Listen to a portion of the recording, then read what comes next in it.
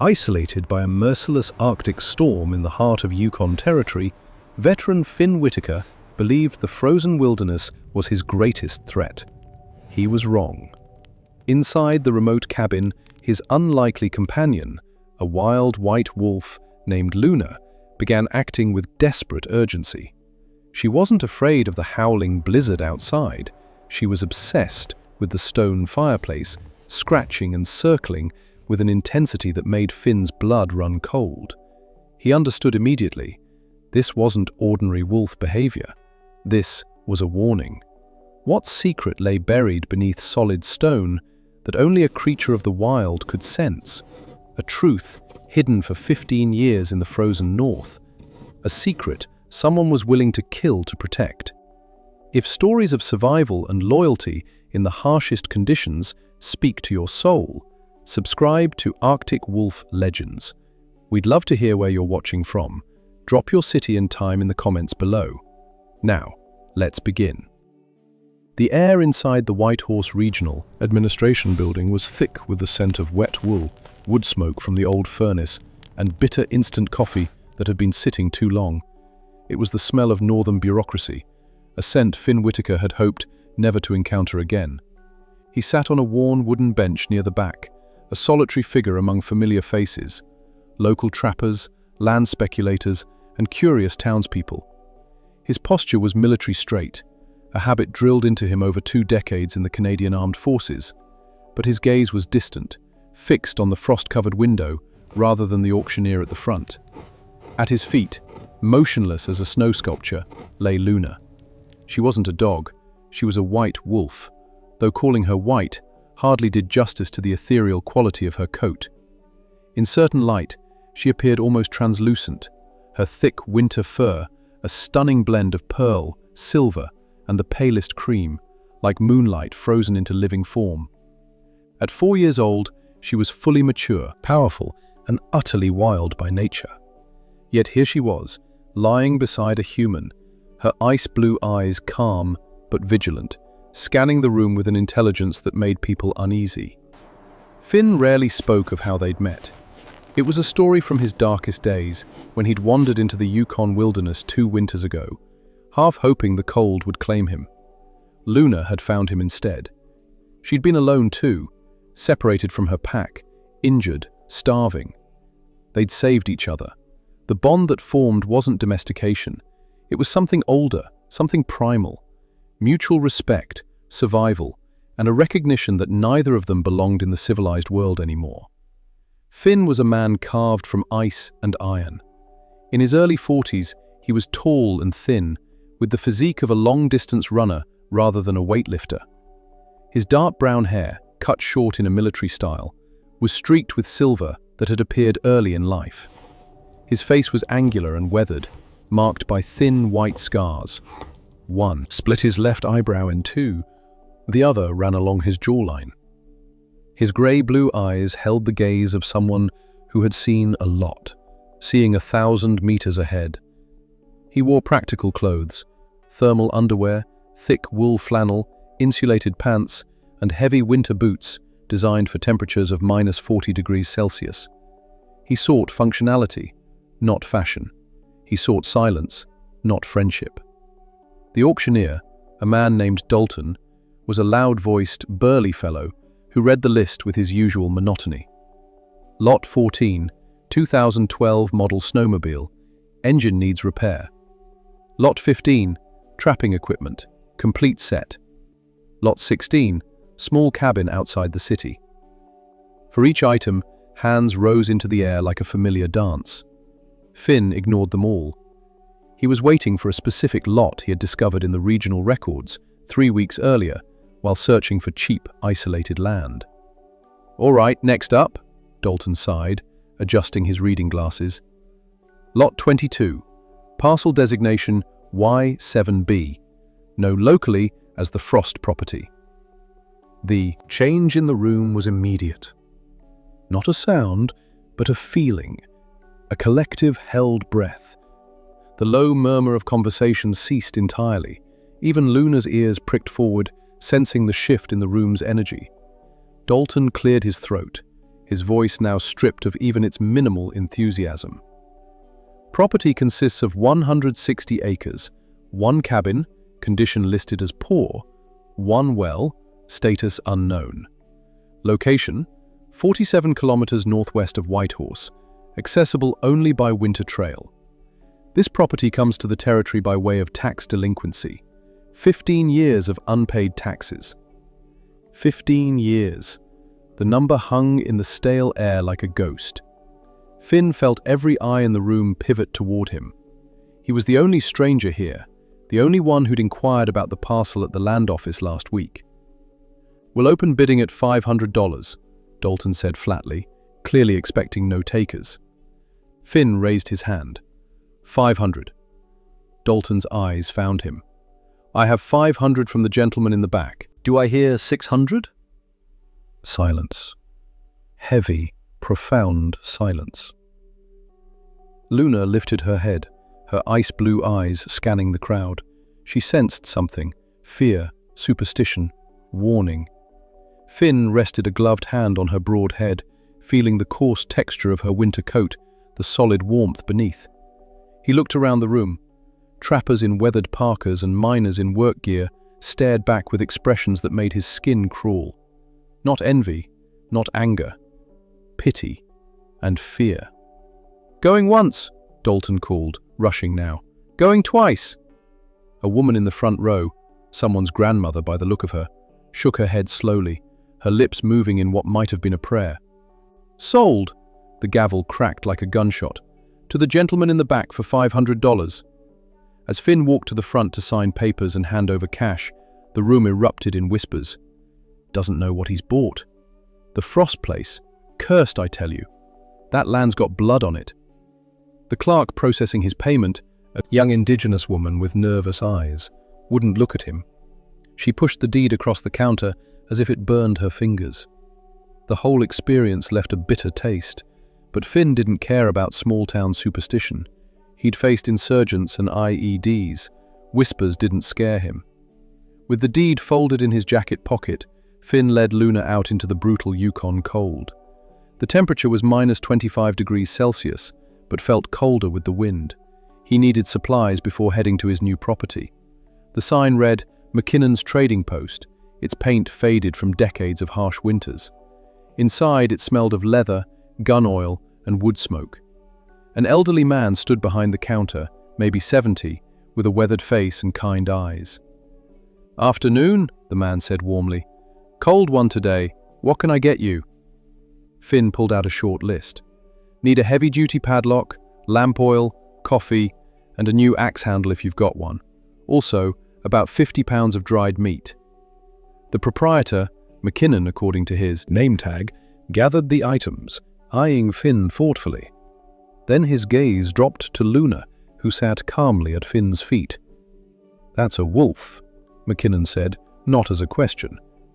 "She is. Don't see that every day. Wild one by the looks of her." "She chooses to stay," Finn said simply. McKinnon nodded, a flicker of respect in his eyes. Then his expression turned serious. "You're the fellow who bought the Frost place, aren't you?" Finn didn't bother asking how he knew. "I am." The old man leaned against the counter, his friendly demeanor shifting. "Son, I don't like to meddle, but you should know what you've walked into." Finn paused. "I'm listening." "That land," McKinnon began, voice low, "belonged to a journalist. James Frost. Sharp man. Came up here from Vancouver about 16 years ago, always asking questions, digging into things. Then one winter, he just vanished. His truck was still at the cabin, supplies were there, but he was gone. No body, no trace." He waited for his words to take effect.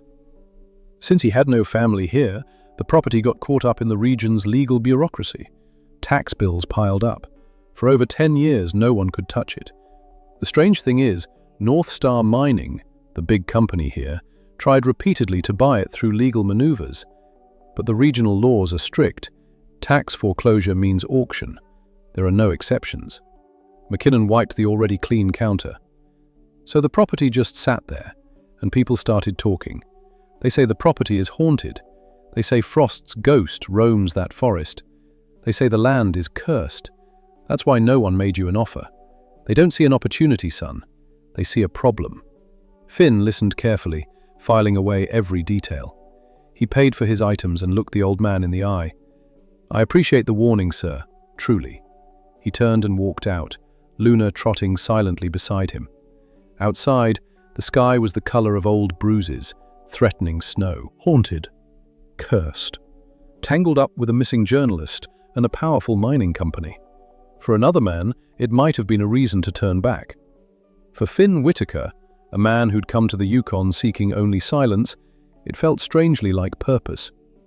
He'd bought more than land. He'd bought a mystery. And for the first time in years, he felt something other than numbness. The drive out of Whitehorse was a journey backward through time, watching civilization unravel. Finn's old 1995 Ford pickup, its engine a reliable growl, left paved roads behind within 20 minutes. The route became gravel, then hard-packed snow, then just two deep ruts carved through a white wilderness.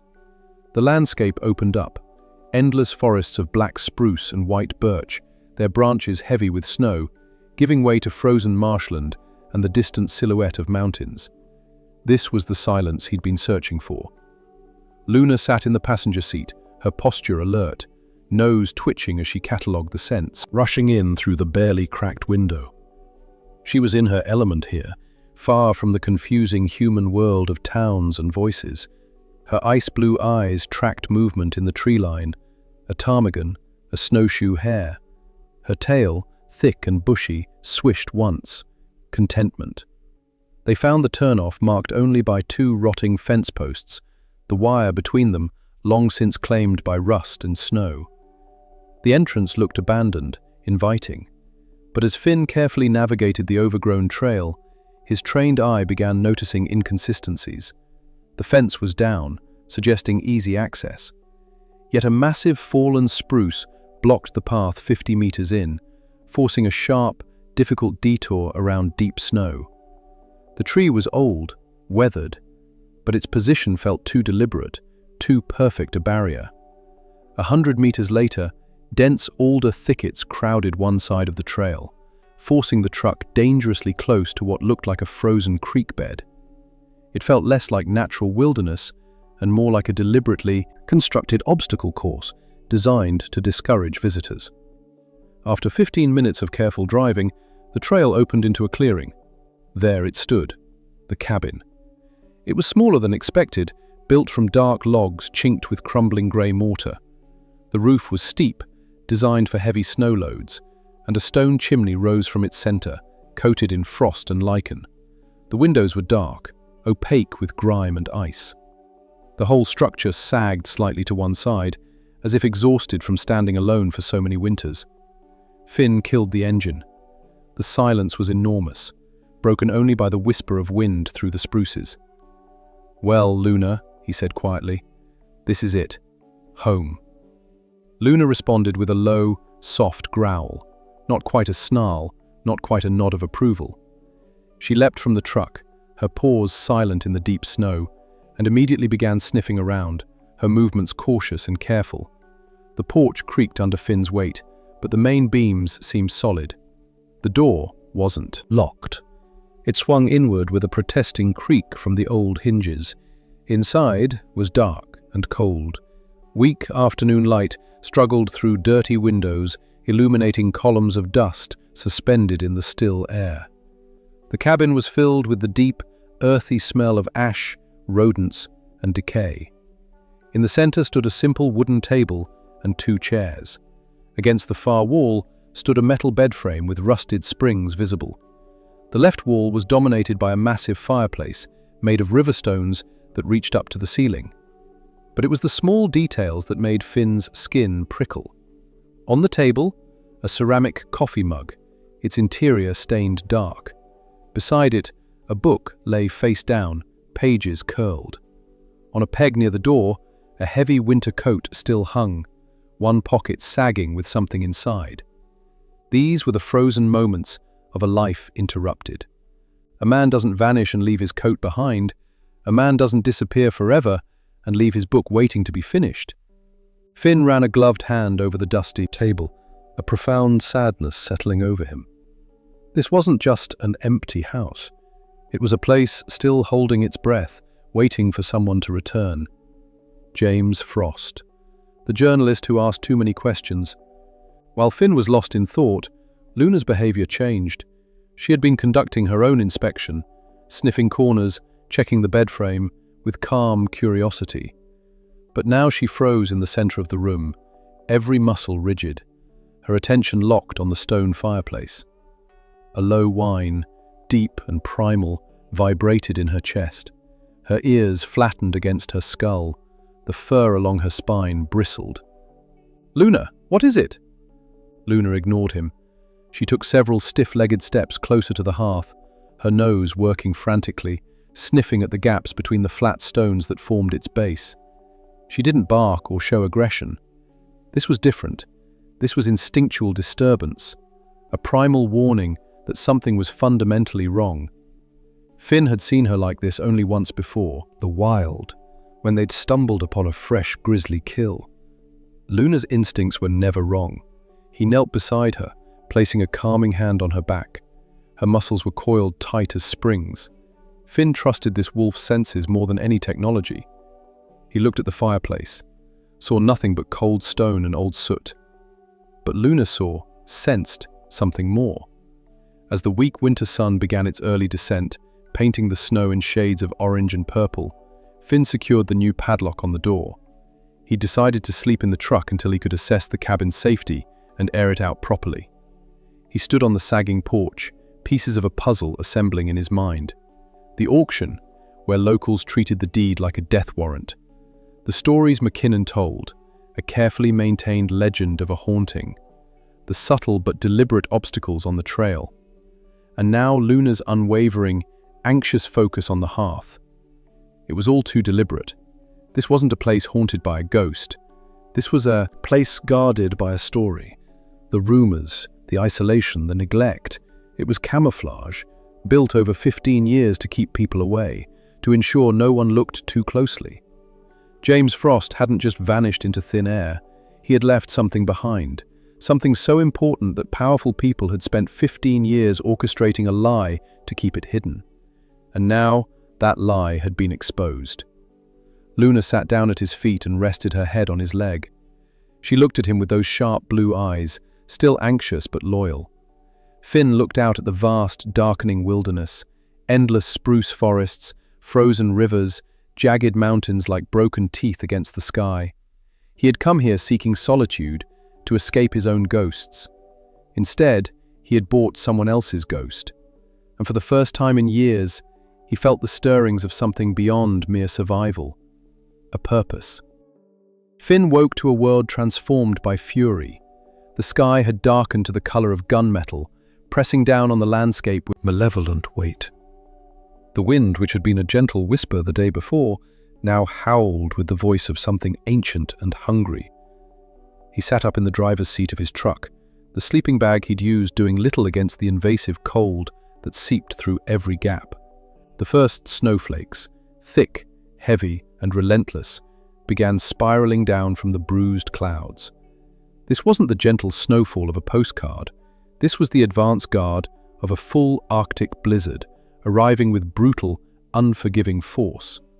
Luna, who had been sleeping curled in the passenger seat, was already awake and alert, her ice-blue eyes tracking the wind's movement through the trees. Her ears swiveled constantly, listening to something beyond human hearing. "Looks like the North has other plans for us, girl," Finn murmured, rubbing sleep from his eyes.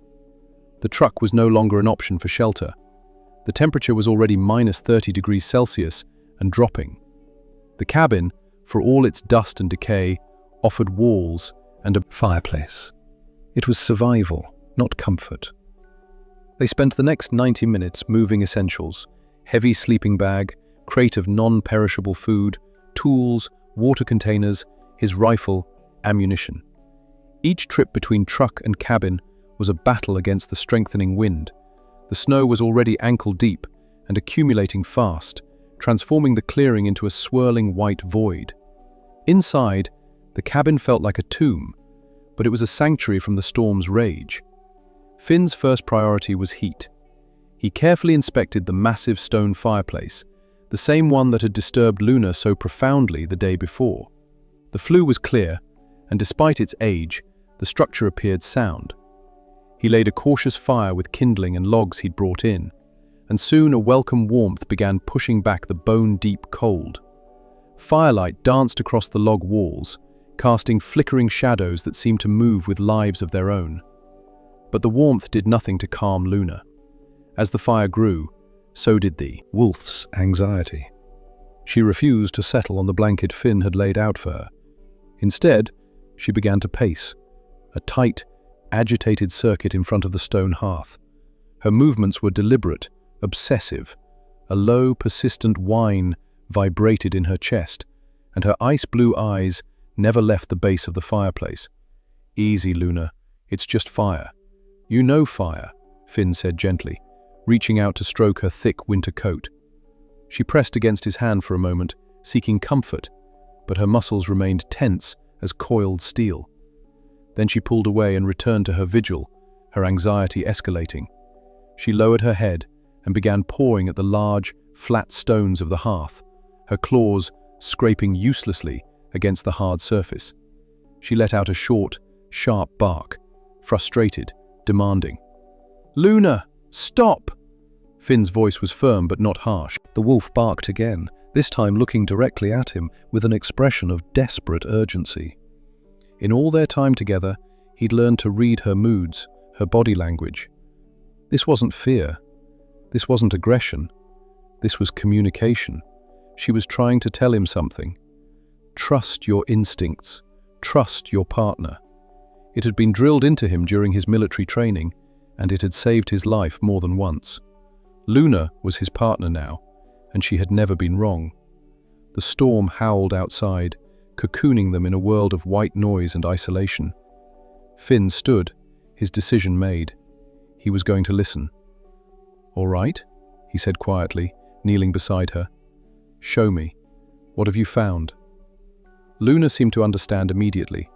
She stopped barking and sniffed intently at one specific stone at the base of the hearth. A large rectangular slab of dark slate positioned right in the center. It was smoother than the rounded river stones that made up the rest of the structure. Finn ran, his hands over its surface, examining it by firelight and with a flashlight he'd retrieved from his gear. At first, it seemed identical to the others, set firmly in place. But as he examined the edges with his knife, scraping away accumulated dirt and ash, he discovered something. The mortar in the groove around this specific stone was different. It wasn't the same crumbling, sandy mixture as the rest. It was darker, with a slightly rubbery texture. In some places, it had been cleverly disguised with a thin layer of dirt and soot.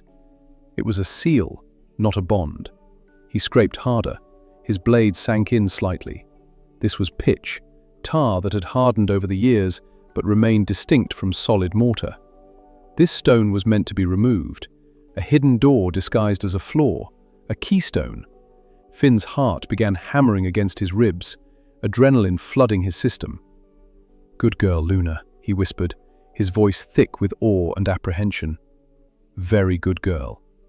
Getting the stone out required leverage.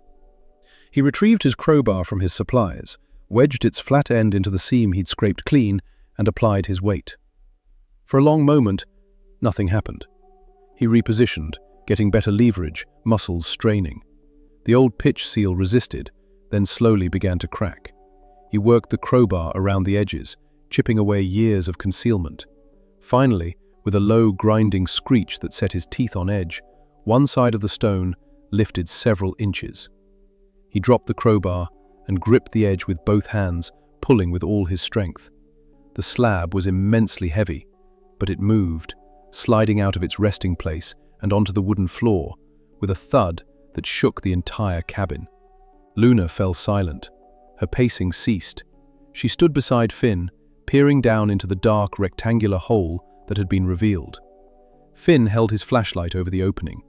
Below was not earth, but a small man-made cavity, about 4 feet deep, lined with carefully placed stones. a clever, hidden cellar, and resting at the bottom, preserved in the dry, cold air, were two objects. One was a heavy military-style metal box, dark green and weathered, the kind used for ammunition or sensitive documents. The other was a neat stack of leather-bound journals, tied together with a piece of faded cord. Finn stared for a long moment, then looked at Luna. The wolf was now calm, her tail giving a slow, satisfied wag. The source of her urgent warning had been answered. She had done her job. He took a deep breath, the cold air filling his lungs, and prepared to descend into the hidden chamber, to retrieve the secrets James Frost had died protecting. The storm was a living beast now, throwing itself against the cabin walls with primal fury. Finn worked quickly, hauling the last of his gear inside before the snow became impassable. He bolted the door, sealing out the roaring chaos. The world was reduced to 4 log walls and the circle of firelight. Luna stayed close, her earlier agitation replaced by watchful calm now that the secret had been uncovered. Finn placed the heavy metal box and the stack of journals on the wooden table. He handled them with reverence. These were the last words of a dead man, a testament left behind. The journals were bound in dark, supple leather, their pages filled with neat, dense handwriting. He poured himself black coffee from the percolator he'd set at the edge of the hearth, the bitter aroma a small comfort, and opened the first journal. It was dated March 2008. The words of James Frost flowed across the page, telling the story of a man who had come north seeking the same thing Finn had: truth, simplicity, escape. The early entries were observations of the brutal beauty of the Yukon, the northern lights, the silence, the wildlife. But the tone shifted quickly. Frost began documenting his investigation into North Star Mining Corporation. He detailed their aggressive land acquisitions, their questionable environmental practices, and rumors of toxic waste being illegally dumped in remote areas. Then the entries turned personal. May 14, 2008. A territorial inspector arrived today claiming a complaint about my water well. No record of any complaint exists. I was fined $2,000. This is harassment. June 3, 2008. Another inspector. This time my cabin's foundation allegedly violates building codes established in 1995, 3 years after this cabin was built. Another $3,500 fine. The pattern is clear. July 22, 2008. Received official notice that my property boundaries are under dispute. Maps that have existed for decades suddenly show different lines. North Star's legal team is behind this. They're trying to bleed me dry, to force me off my land through bureaucratic warfare. It's quieter than violence, cleaner than theft. They want me to abandon this place, buried under debt and violations. Frost's handwriting grew more urgent, more aggressive, as the pages turned. August 30, 2008. I will not break. I've found something they don't want anyone to see. Water samples from Kettle Creek show arsenic levels 40 times above safe limits. This isn't natural. This is deliberate contamination. I'm sending samples to an independent lab in Vancouver. If I'm right, this is bigger than I thought. Finn read for what felt like hours, a deep respect for the journalist growing within him. James Frost had been a fighter. He'd recognized the web being woven around him and refused to be caught. The journals were more than a diary. They were a meticulous record, evidence of a quiet war. He was so absorbed that he almost didn't hear the approaching vehicle. Luna did. A low growl, like distant thunder, vibrated from deep in her chest. She rose from her position by the fire, every muscle tensing. Her hackles raised and her ice-blue eyes locked on the door. Her lips pulled back slightly, revealing white fangs. "What is it?" Finn whispered, instantly alert. Luna's growl deepened, and then Finn heard, beneath the howl of the blizzard, the struggling whine of an engine fighting through deep snow. The sound grew louder, closer. No one should be outside in this storm. No one would venture this far on a forgotten path during a blizzard for a friendly visit. Finn quickly gathered the journals and the metal box and put them back in the secret cellar. He slid the heavy stone slab back into place, leaving just enough space to retrieve them later. He threw dirt and ashes over the seam to conceal it. When he stood up, the engine noise was much closer. It stopped right in front of the cabin. Finn went to the dirty window and used his arm to clear a small circle. Through the swirling white chaos, he saw a heavy-duty regional government SUV idling in the storm, its emergency lights off. A large figure emerged from the driver's side. A moment later, a heavy fist pounded on the door. Finn took a deep breath, and his face fell into a neutral calm. He placed his hand on Luna's head, a silent command. Kurt obeyed, his growl transforming into a tense, attentive silence, though his body remained taut as a bowstring. Finn unlocked the door and opened it a few inches. The man standing on the porch was large, broad-shouldered, thick-set, wrapped in a heavy regional director's winter coat. He looked to be in his 50s, his face red and weathered, with a thick moustache hiding his upper lip. But it was his eyes that caught Finn's attention. Small, dark, flat, and cold. They scanned the interior of the cabin with a predatory focus over Finn's shoulder. This was Warden Mackenzie. "Afternoon," Mackenzie said, his voice a gravelly baritone that seemed too loud. "Hell of a storm. I was in the area, and dispatch mentioned the deed on this place went through. Figured I'd check to make sure the new owner hadn't gotten himself into trouble." The excuse was tissue-thin, transparent. "In the area?" Finn asked, his tone level and calm. "This is a long way from any other area, Warden." Mackenzie gave a dismissive shrug, a politician's gesture. "Just doing my job. You must be Finn Whitaker. Mind if I step inside for a minute? Get out of this wind?" It wasn't a request. Finn opened the door wider. Mackenzie stepped in, bringing a blast of frigid air with him. He stomped snow from his boots, his eyes continuously sweeping the room, taking in the small fire, the sleeping bag, the sparse supplies. Luna stood her ground, a motionless statue of silver-white fur and barely contained aggression. Her body was rigid, head lowered, eyes locked on the intruder. A barely audible growl vibrated in her chest. "That's a wolf," Mackenzie said, not quite hiding his unease as he gave Luna a wide berth. "She is. Dangerous animal to keep around." "She's an excellent judge of character," Finn replied evenly. Mackenzie's eyes narrowed for a fraction of a second.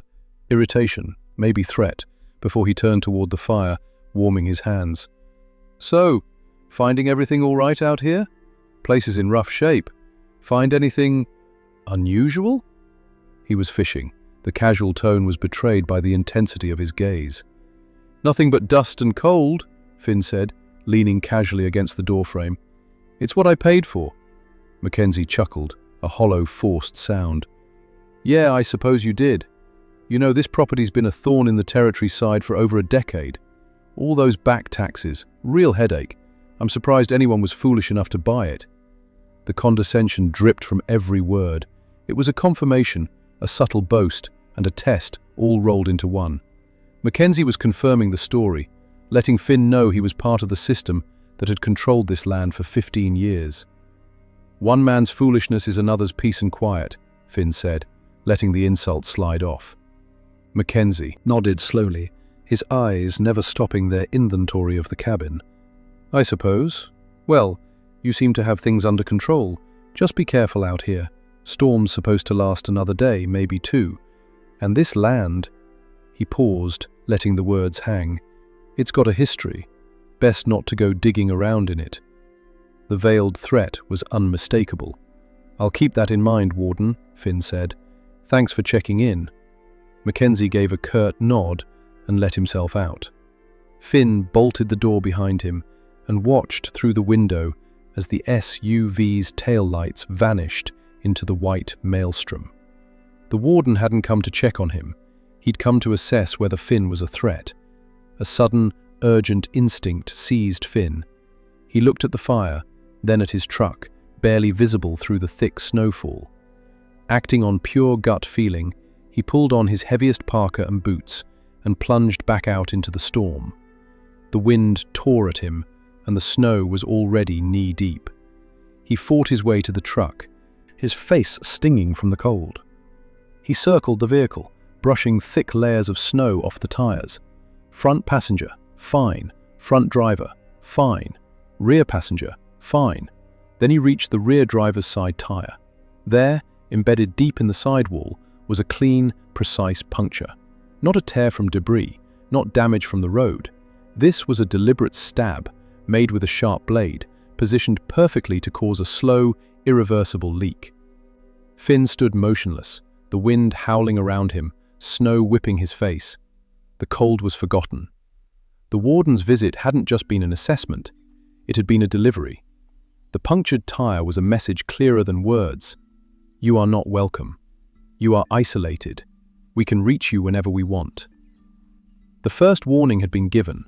The silence in the cabin after Mackenzie's departure was heavier than the snow accumulating outside. The punctured tire wasn't just vandalism, it was a declaration. They knew he was here. They'd drawn a line in the frozen ground, marking him as an intruder in their carefully guarded secret. Finn realized then that ignorance was no longer an option. He needed to understand exactly what James Frost had died protecting. Leaving the howling storm outside, he returned to the hearth. With practiced effort, he levered the heavy keystone out and carefully lowered himself into the small, cold cellar.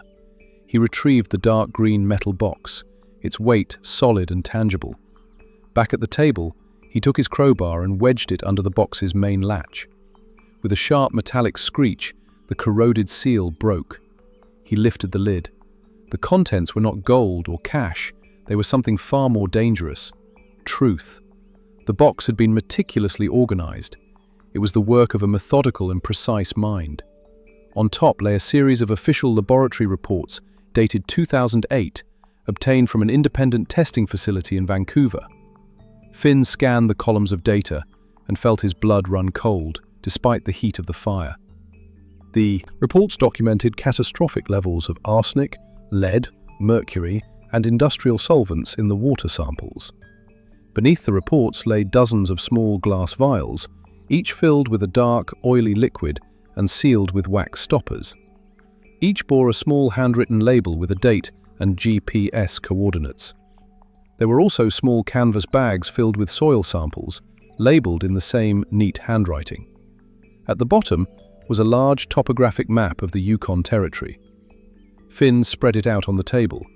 Frost had circled specific locations in red ink all over the map, dozens of them. These were not random. They followed a clear pattern, clustered around distant streams, mountain springs, and marshes.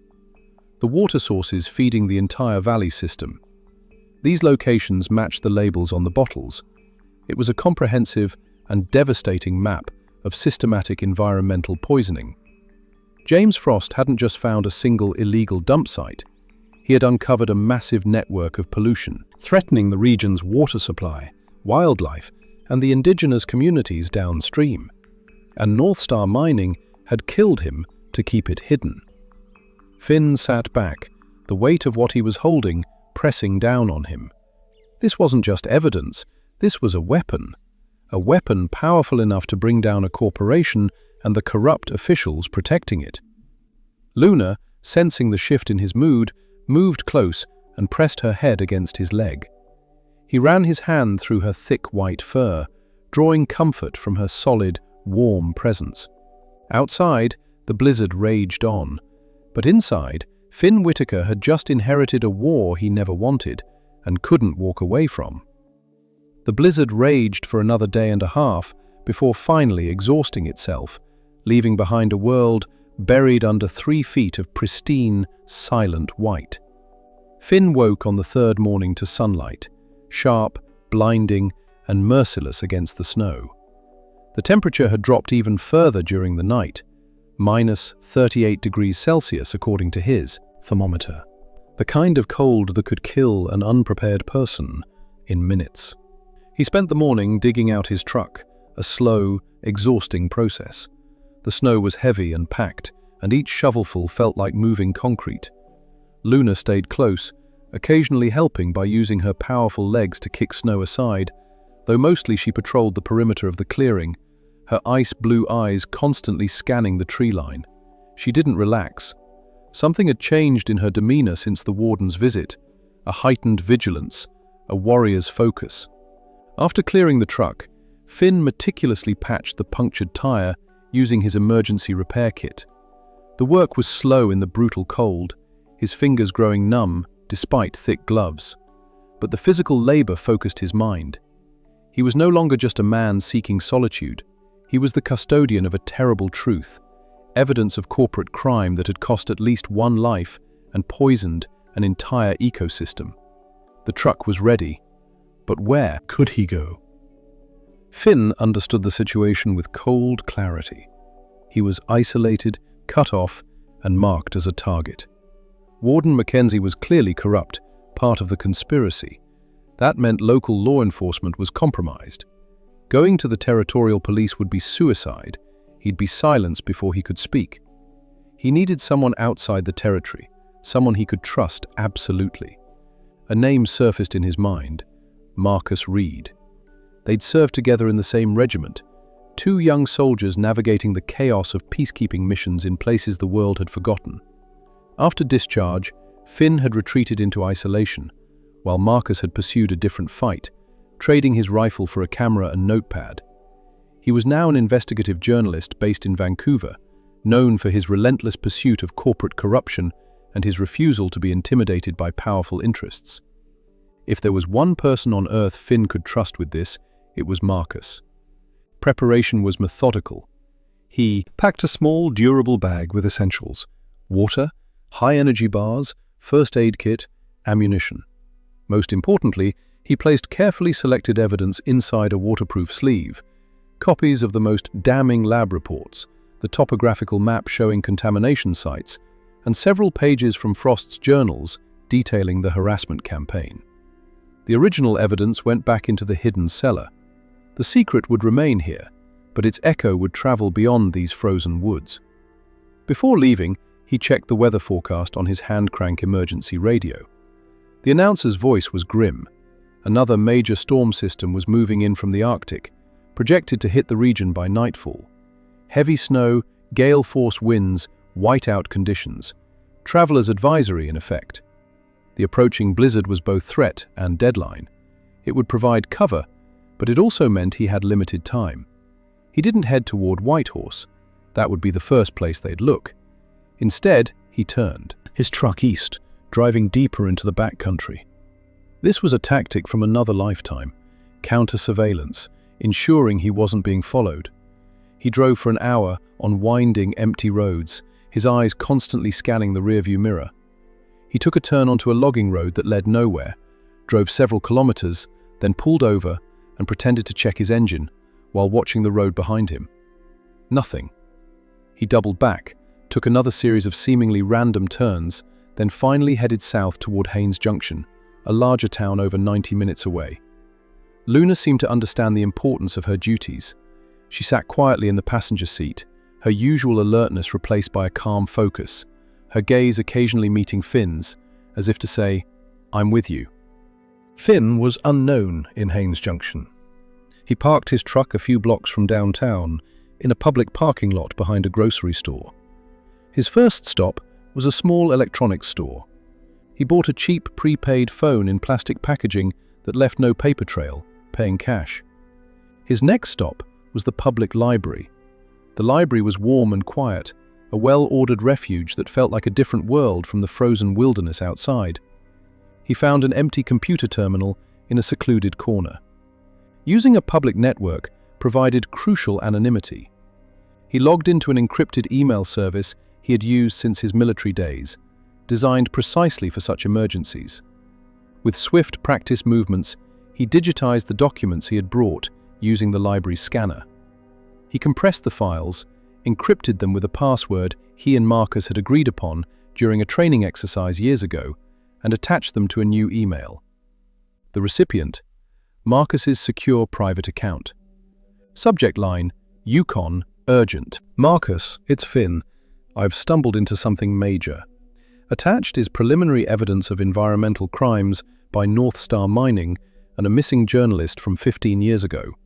Password is the village name from '09. More to follow if I make it. Trust no one local. F. He hit send, watched the progress bar fill, then logged out and meticulously cleared the computer's history. The entire process took less than 12 minutes. The seeds of James Frost's truth were now planted beyond the cabin's walls. He left the library and walked into a narrow alley between two brick buildings. The wind was already picking up, the new storm's vanguard. He activated the prepaid phone with numb fingers, its electronic chirp unnaturally loud. He dialed Marcus's number from memory. It rang twice. "Reed!" The voice was sharp, clipped, instantly familiar.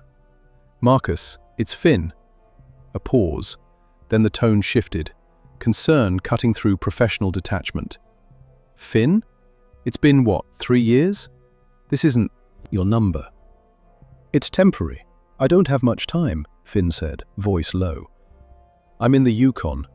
I found evidence of major environmental crimes involving North Star Mining and a journalist who disappeared 15 years ago. I've sent preliminary files to your secure inbox. Password is Kandahar." He could hear faint typing on the other end. "Got it. I see the attachment." A pause. "Finn, what kind of trouble are you in?" "The kind that sends corrupt wardens to your door in a blizzard," Finn replied grimly. "Listen, another big storm is rolling in. Hits my location tonight. I'm heading back to the cabin now. I need to protect the original evidence. Here's the plan." He gave Marcus the precise GPS coordinates. "If you don't get a call from me on this phone by 600 tomorrow morning, 6 a.m. Pacific time, you assume the worst. You take everything I sent and anything else you can dig up, and you give it to the RCMP Major Crimes Unit. Not territorial police, not local wardens, federal. You give them the files and these coordinates. Tell them to come heavy.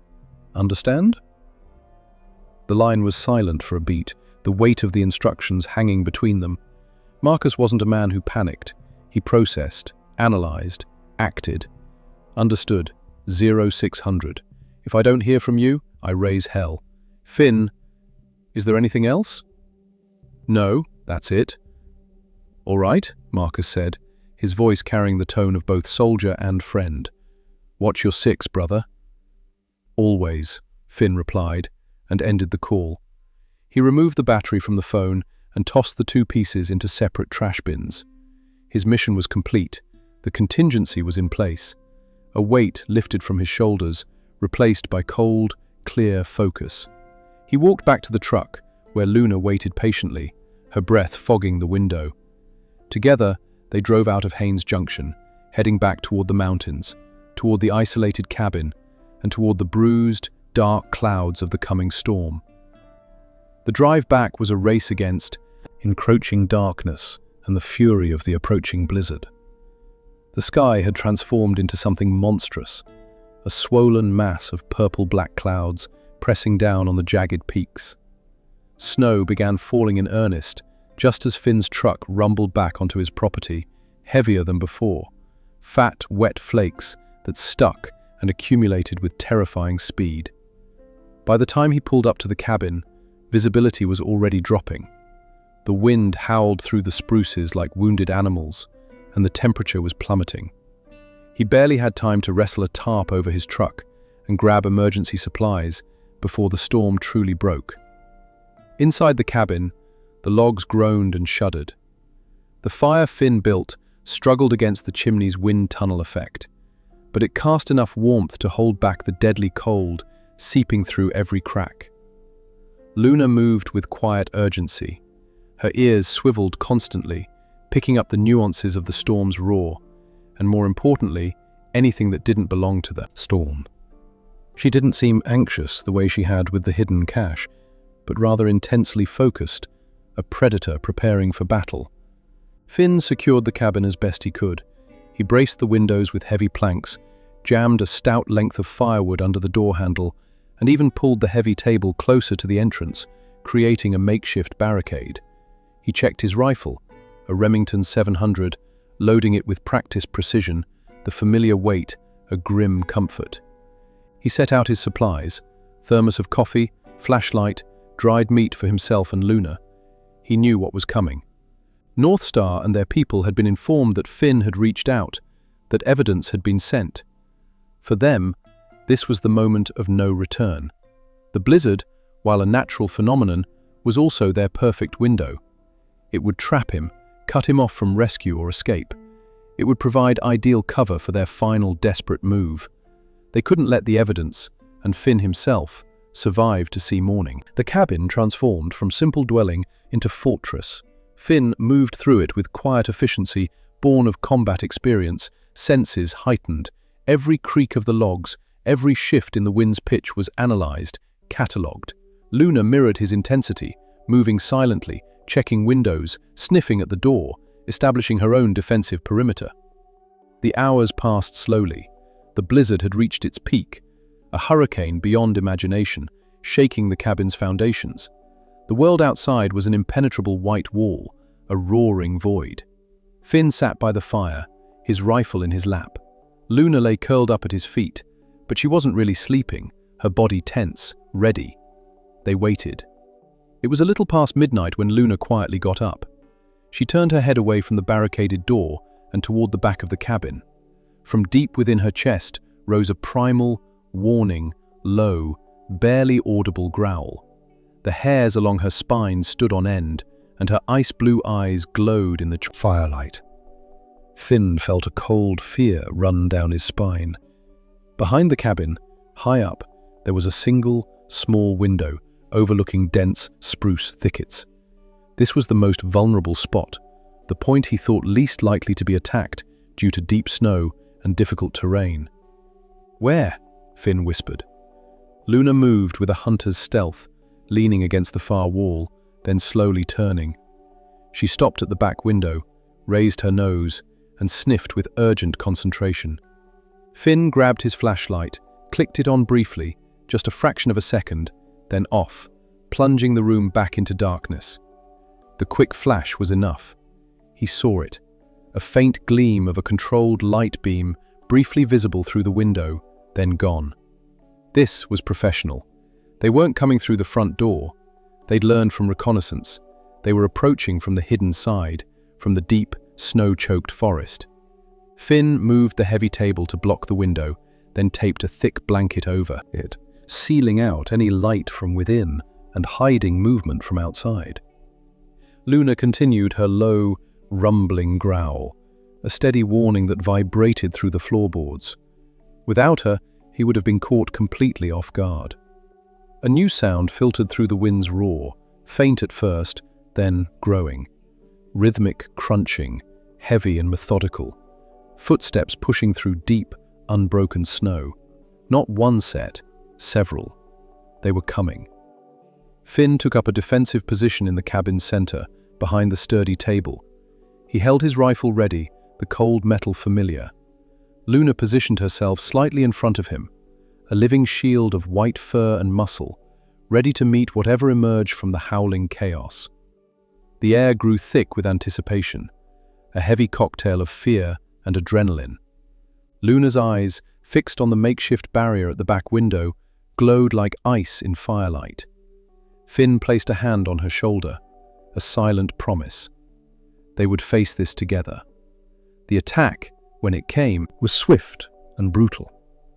A shadow moved past the front window, a distraction. Luna's head swiveled, tracking it, but she didn't move from her position. She was smarter than that. Then came the sound from the back, splintering wood. They were prying at the boards he'd nailed over the small window. Finn aimed his rifle at the back wall, waiting. Luna's growl escalated to a snarl, her lips pulling back to reveal white fangs. The board gave way with a crack. A dark shape squeezed through the opening. A man, lean and quick, dressed in black tactical gear, a pistol in his gloved hand. He landed on the floor with a soft thud, immediately scanning for targets. He never had the chance to raise his weapon. Luna launched herself across the room with explosive speed. Not a bark, not a warning, just focused intent. She slammed into the intruder with the force of a battering ram. her 90 pounds of muscle and bone driving him backward into the wall.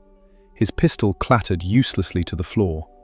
Before he could recover, Luna's jaws clamped onto his forearm, not tearing but holding with crushing pressure. The man screamed, a high, piercing sound of agony.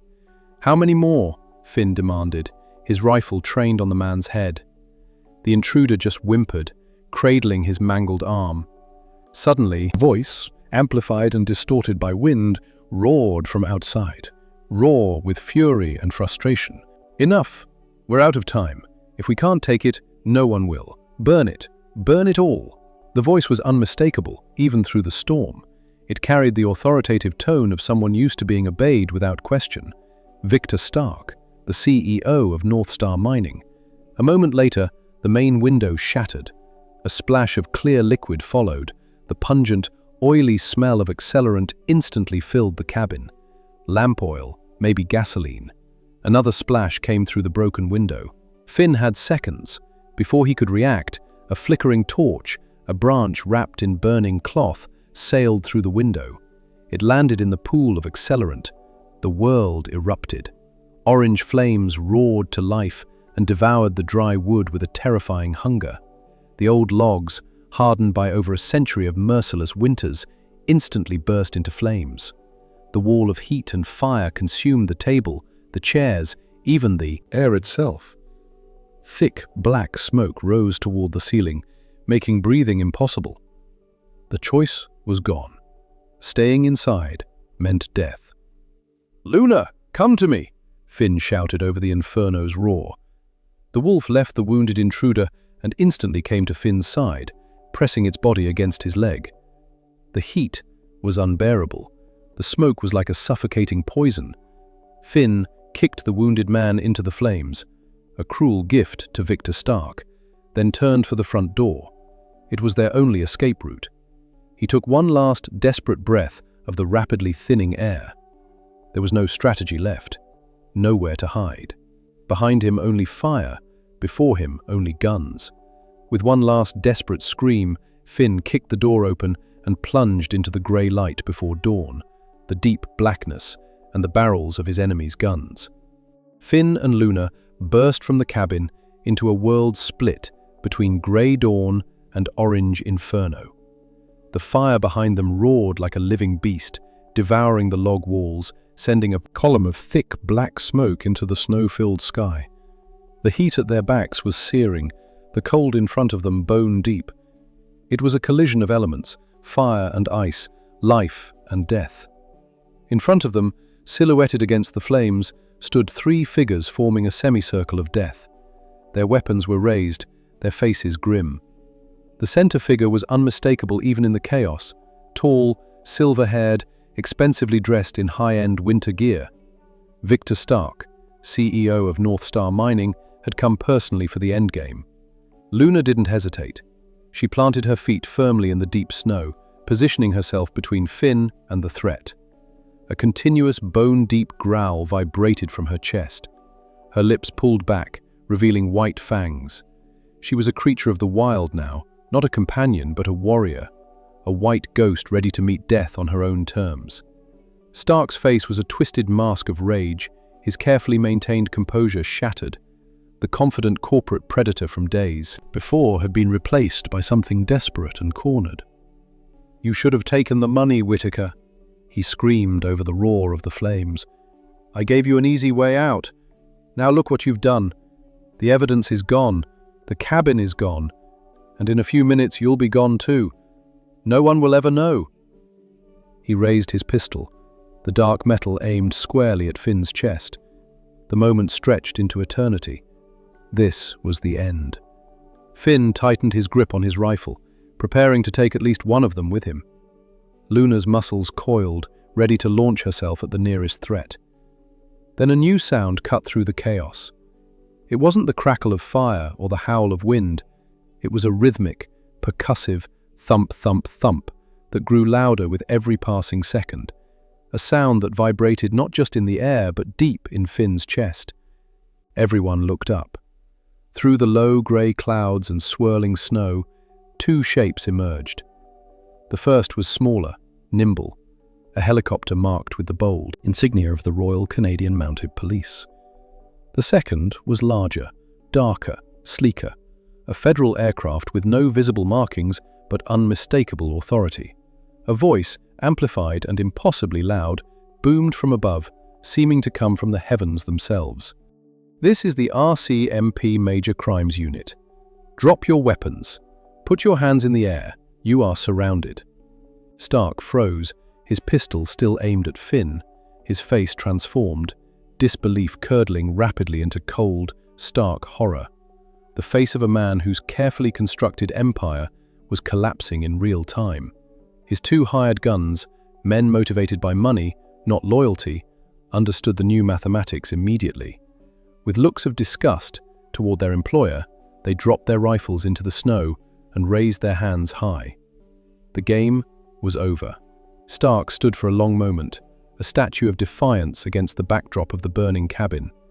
Then, with a final guttural cry of pure rage that echoed across the frozen wilderness, he threw his pistol down and raised his hands in surrender. The next hour was controlled, professional chaos. Tactical officers in RCMP winter gear rappelled from the larger helicopter, while uniformed officers secured the perimeter. The injured man Finn had left inside was found and given medical attention before being placed under arrest. The fire department, having finally cleared a path through the snow, began battling what remained of the cabin blaze. A tall, calm woman in an RCMP tactical jacket approached Finn as medics checked him and Luna for injuries. She was perhaps 40, with sharp eyes and the bearing of someone who'd earned her authority through competence, not politics. "Sergeant Diana Hartwell, Major Crimes," she said, extending a hand. "You must be Finn Whitaker. Your friend in Vancouver, Marcus Reed, was very persuasive." "It was 0600, Finn said, exhaustion finally crashing over him like a wave. "That was the deadline."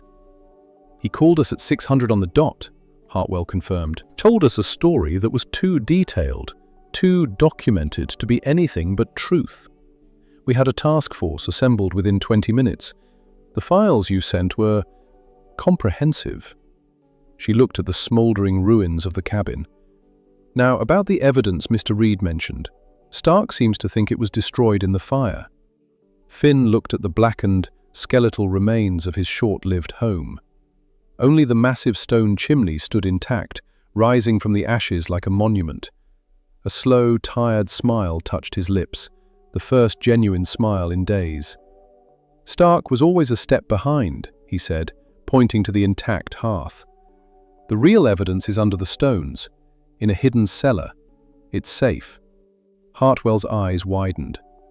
"Show me." 3 weeks later, the snow had begun its slow, reluctant retreat.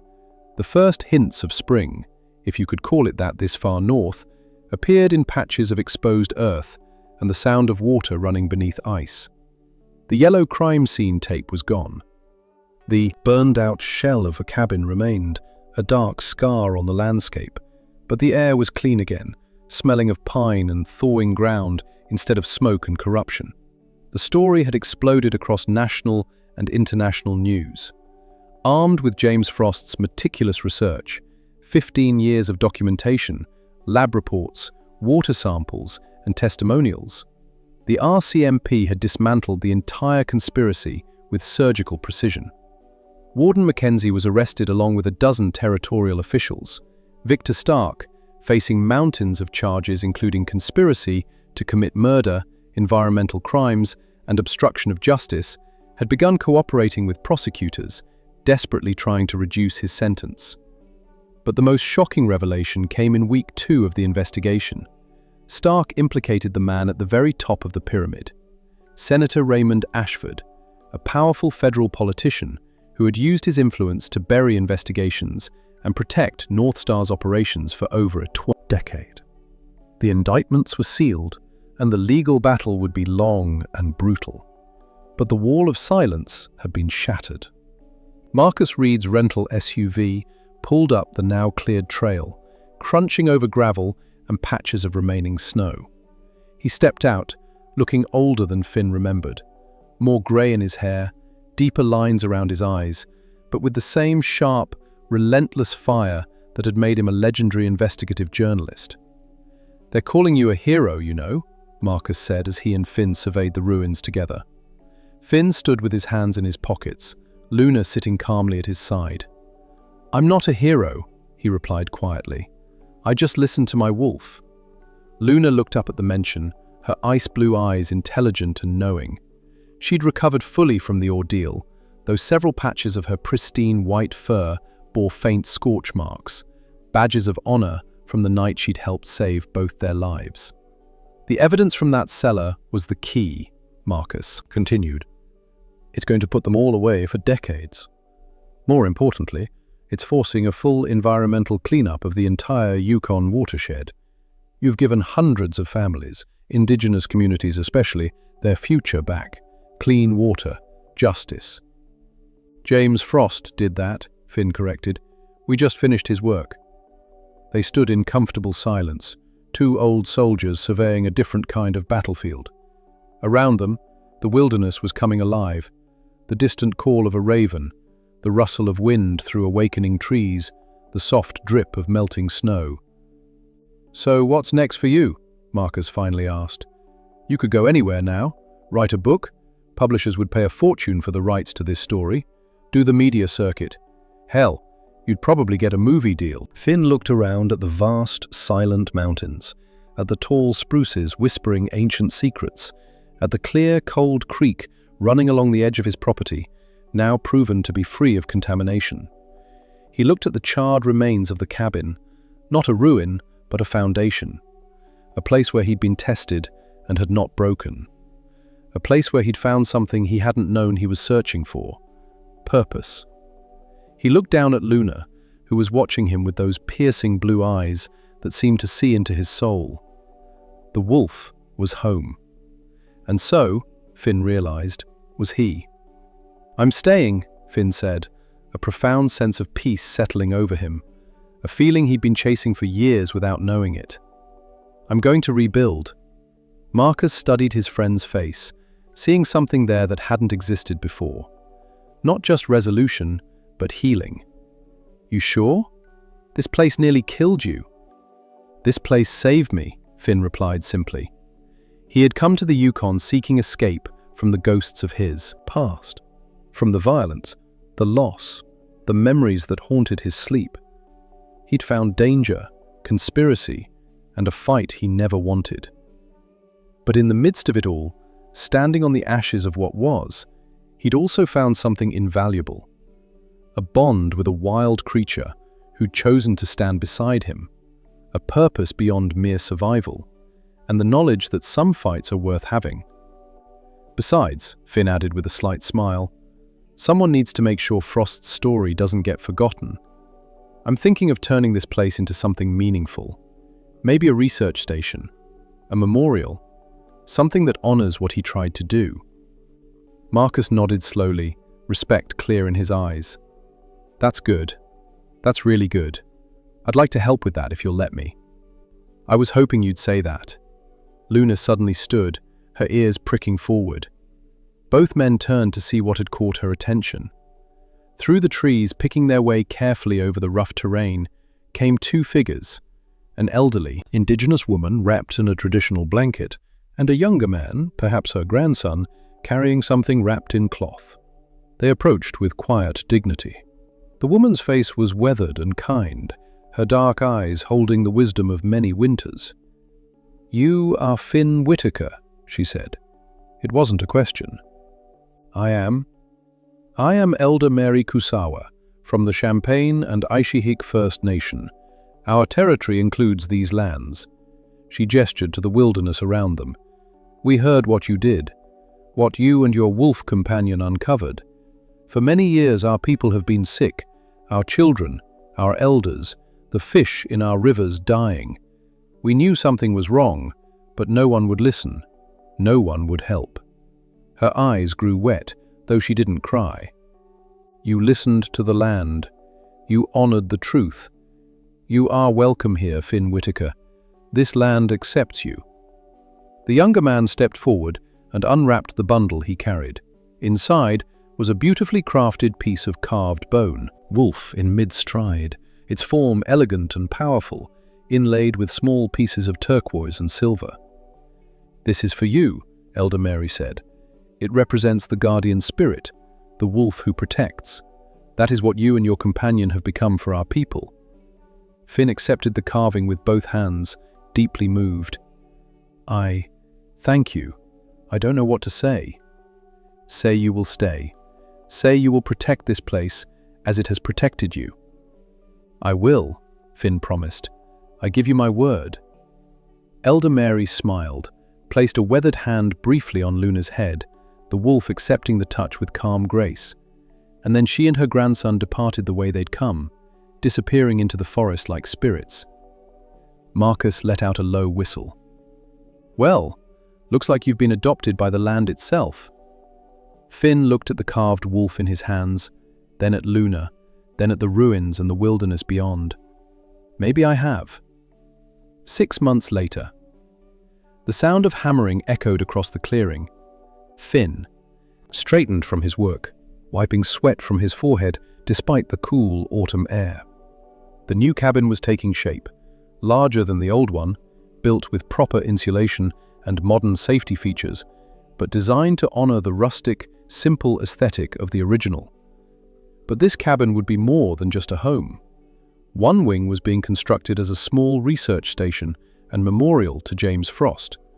Marcus had helped secure funding from environmental organizations and journalism foundations. The plan was to host researchers studying water quality, wildlife conservation, and indigenous land rights. Frost's story and his evidence would be displayed, a permanent reminder of the cost of silence and the power of persistence. Luna lay in the shade of a spruce tree, watching Finn work. She was a constant presence now, no longer the half-wild creature of months before. She'd chosen her pack, a pack of one human. But she remained free, disappearing into the forest for days at a time, returning when she wished, bridging the worlds of wild and civilized. A vehicle approached, Marcus's SUV, making its weekly supply run. But today there was a passenger, a woman in her 30s with James Frost's eyes. "Finn," Marcus called as they approached, "this is Sarah Frost, James's daughter. I tracked her down in Vancouver." Finn set down his hammer and approached, suddenly nervous. "Ms. Frost, I'm sorry about your father." Sarah's eyes were wet, but she smiled. "Thank you for finding the truth, for making sure he wasn't forgotten. I was only 12 when he disappeared. I've spent 20 years not knowing what happened. Now I do. And I know he was a hero." She looked at the construction, at the memorial wing taking shape. "Is it true you're naming it after him?" "The Frost Research Center," Finn confirmed. "He earned it." Sarah wiped her eyes. "Can I see where it happened?" Finn led her to the stone hearth, now the only remaining structure from the original cabin, carefully preserved and incorporated into the new building's design. The hidden cellar had been sealed, its secrets transferred to proper archives, but a plaque had been mounted on the stones. "In memory of James Frost, journalist, truth seeker, guardian who gave his life to protect these lands." 2008.